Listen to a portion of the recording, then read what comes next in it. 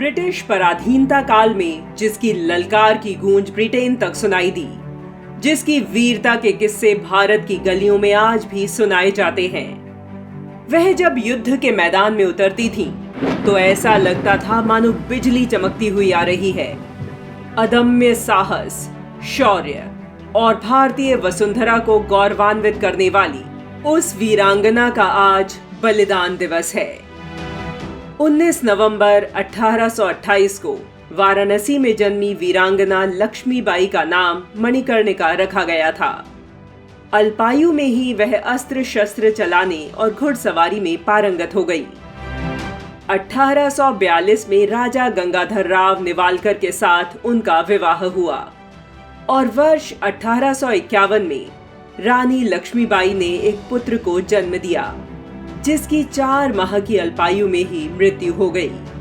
बीमार चल रहे राजा गंगाधर राव ने दामोदर राव को दत्तक पुत्र के रूप में गोद ले लिया और दूसरे ही दिन 21 नवंबर में राजा गंगाधर राव की भी मृत्यु हो गई।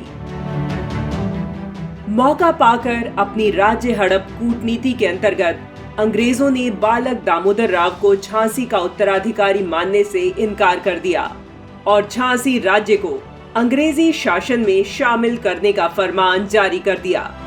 रानी लक्ष्मीबाई ने जैसे ही यह सुना तो उन्होंने कहा, असंभव, मैं अपनी झांसी नहीं दूंगी।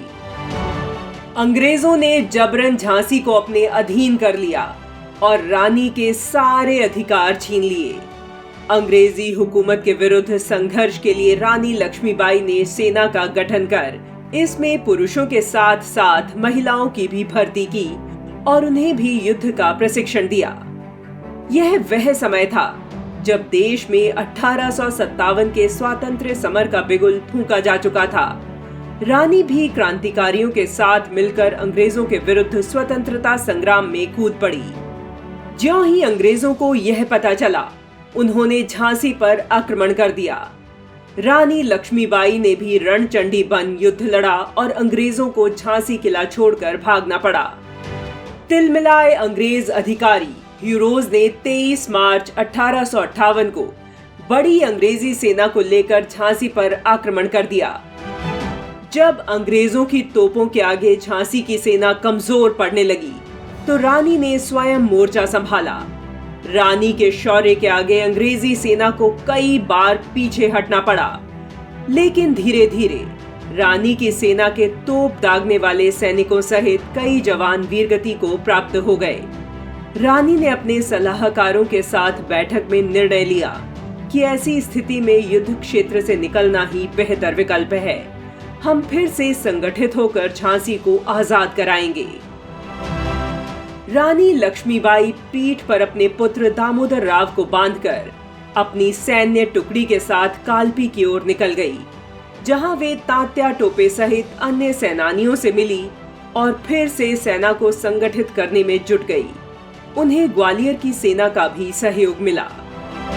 16 जून 1858 को एक बार फिर अंग्रेजी सेना और रानी की सेना में भीषण संग्राम हुआ और उस दिन विजय रानी की हुई, किंतु अंग्रेज सेनापति ह्यूरोज ने कुटिल चाल से ग्वालियर की सेना को अपने साथ मिला लिया। जब पीठ पर अपने बेटे को बांधकर लक्ष्मीबाई युद्ध में उतरी, तो अंग्रेजों ने साक्षात चंडी का रूप देखा। तीसरे दिन 18 जून 1858 को पुनः भीषण युद्ध हुआ। इस युद्ध में भी रानी ने अदम्य साहस का परिचय दिया, किंतु इस युद्ध में वे गंभीर रूप से घायल हो गई। घायल अवस्था में रानी के सहयोगी उन्हें साधु बाबा गंगादास की कुटिया में ले गए। बाबा ने उन्हें पहचान कर पवित्र गंगाजल उनके मुंह में डाला। रानी ने हर हर महादेव बोला और अचेत हो गई। थोड़ी देर बाद उनमें फिर से चेतना आई और ओम नमो भगवते वासुदेवाय का उच्चारण करते हुए रानी ने अपने प्राणों का उत्सर्ग कर दिया। बाबा गंगादास और रानी के साथियों के द्वारा उनका शीघ्र अंतिम संस्कार कर दिया गया।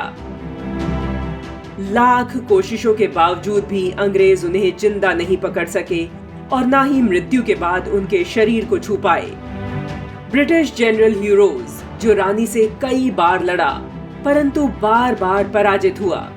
उसने भी रानी के युद्ध कौशल को देखते हुए कहा था, भारतीय क्रांतिकारियों में यह अकेली मर्द है। कवयित्री सुभद्रा कुमारी चौहान की पंक्तियां, खूब लड़ी मर्दानी वह तो झांसी वाली रानी थी, आज भी हमें प्रेरित करती हैं। भारत के गौरवशाली इतिहास में जब जब वीरांगनाओं का उल्लेख किया जाएगा, तब तब रानी लक्ष्मीबाई का नाम बड़े आदर के साथ लिया जाता रहेगा।